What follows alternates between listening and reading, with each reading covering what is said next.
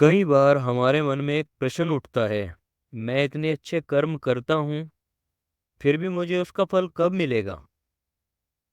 क्या सच में अच्छे कर्मों का फल देर से मिलता है, या फिर कर्म का फल मिलना हमारे बस में नहीं? आज की यह कहानी हमें सिखाती है, कर्म करो, फल की चिंता मत करो। बहुत समय पहले की बात है। एक छोटे से गांव में एक बालक रहता था, जिसका नाम था उत्तम।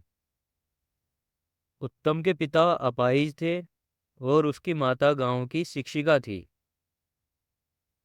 वह देखता था कि माँ घर और काम दोनों संभालती है।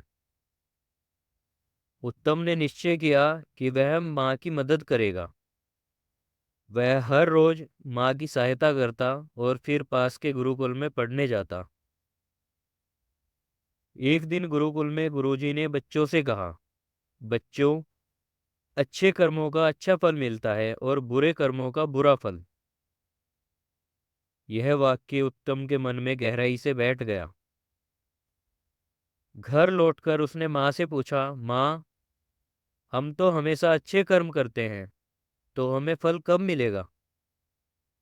माँ मुस्कुराई और बोली, बेटा, ये तो भगवान ही जानते हैं।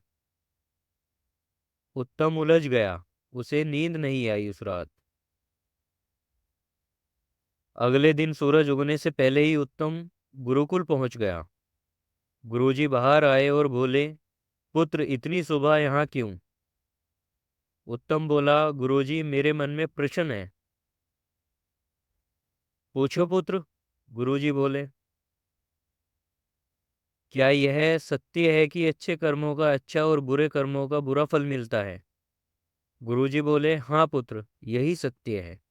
उत्तम ने पूछा, तो फिर अच्छे कर्मों का फल कब मिलता है? गुरुजी बोले, जब समय आता है तब फल मिलता है पुत्र। उत्तम बोला, यदि मैं दुगने उत्साह से अच्छे कर्म करूं? गुरुजी बोले, तब दुगना समय लगेगा।